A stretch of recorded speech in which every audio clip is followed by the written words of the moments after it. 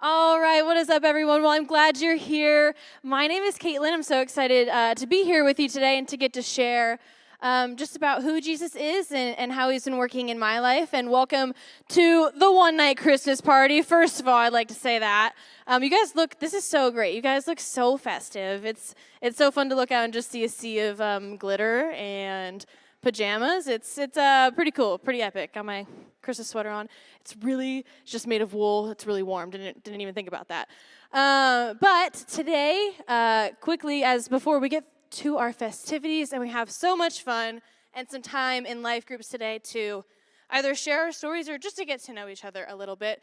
I'm going to just share with you my story of who I am, where I'm from, and how Jesus has changed my life. So, like I said, my name's Caitlin. Here I am, standing in front of you. I grew up in a small town in Ohio, and I did everything, right? Like middle school and high school, played multiple sports on multiple teams, volleyball, softball, and lots of clubs, lots of school. Oof, so much, you guys know. And I spent my entire life, I was the only girl in my family, right? Grew up, all my cousins were guys, I had brothers, only girl in my family. And I went to church a lot, spent a lot of time at church.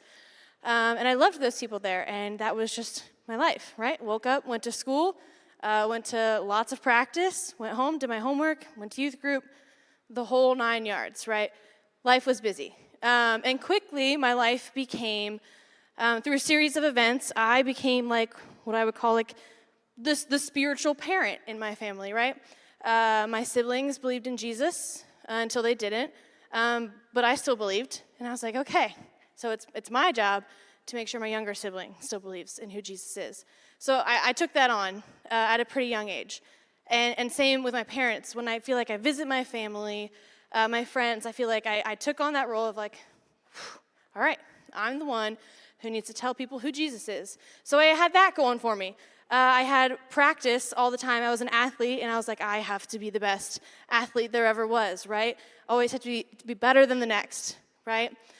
In school, I was always the sister of my siblings. Like, oh, that's Garrett's sister. He was so smart. So like, all right, now I got to be better than my older brother. And when I went to college, I was like, okay, they don't know my older brother. I'm going to be so smart here, right? They're like, oh, you're Gage's sister. Like, my little brother. I was like, you've got to be joking me. Like, I happened to be my brother's soccer coach. I was like, no matter where I go, I am not good enough, right? Like, I need to be better than the other person playing third base. I need to be smarter than my brother.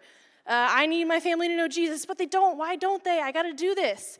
And so the first long part of my life, right, was just me being like, I need to be better, right?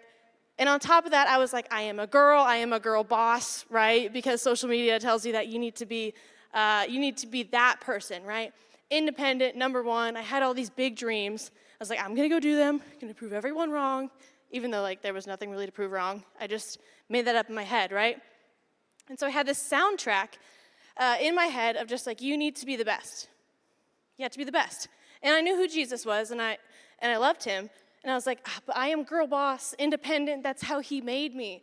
I'm gonna go be independent. I don't need people, right? If I'm gonna be the best, climb my way to the top, whatever that was, I'm independent. He gifted me with that independence, right? I'm really good at it.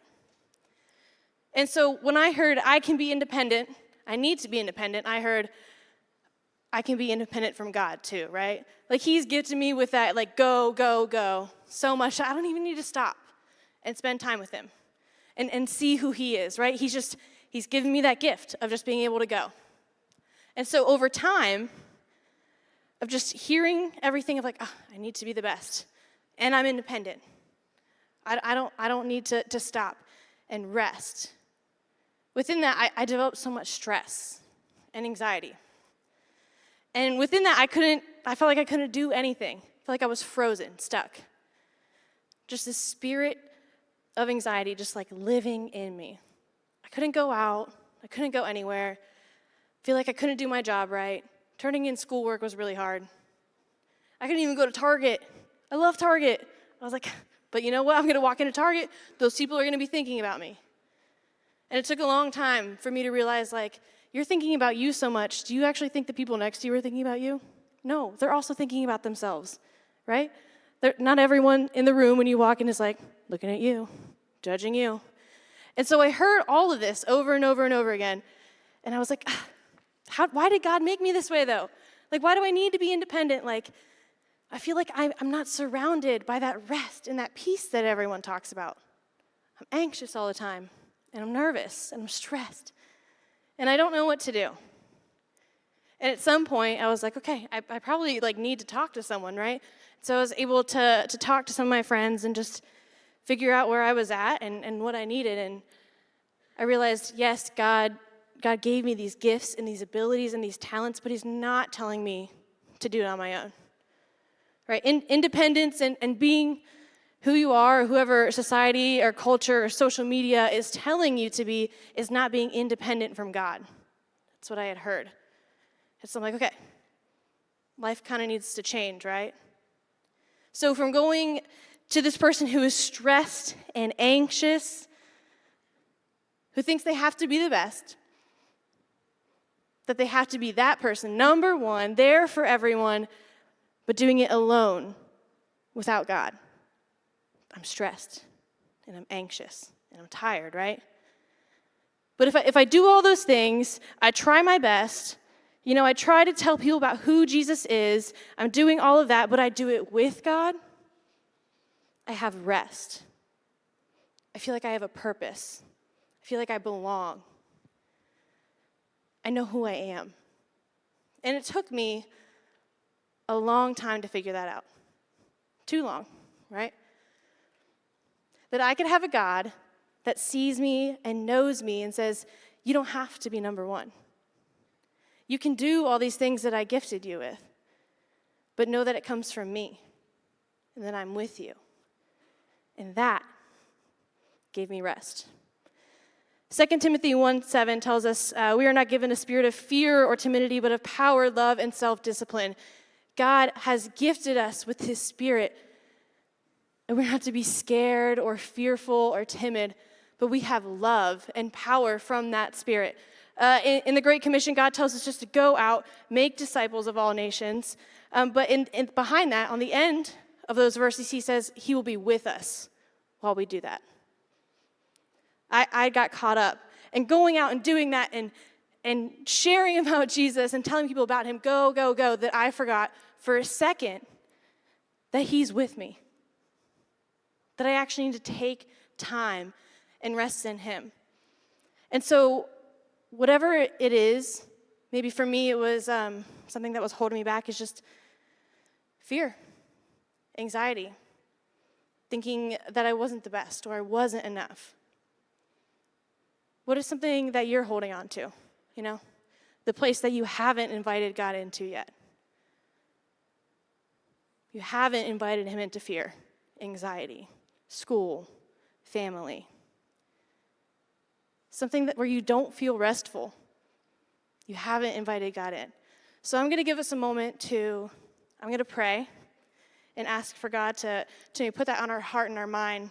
What is that thing that we are not resting in you in?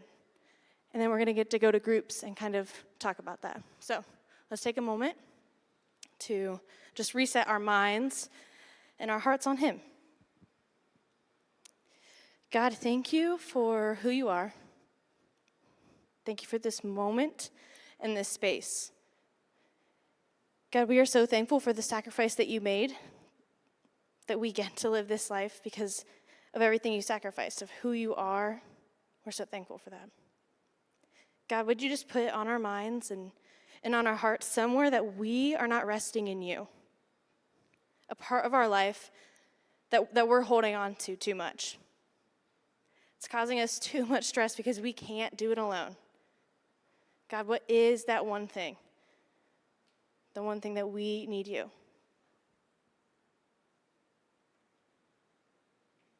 God, I pray for every single student in this room that they know that they are loved and seen, not only by you, but by the people at their table, by their leaders, just by the people in this room, that they are seen and known and loved by you. and by others. God, I pray for our time today in groups, that we are able to see you and see each other, and just able to either share something about ourselves or just to admit where we need you. God, we are so thankful for you. It's in your son's name that I pray. Amen. All right, you guys can go to your groups.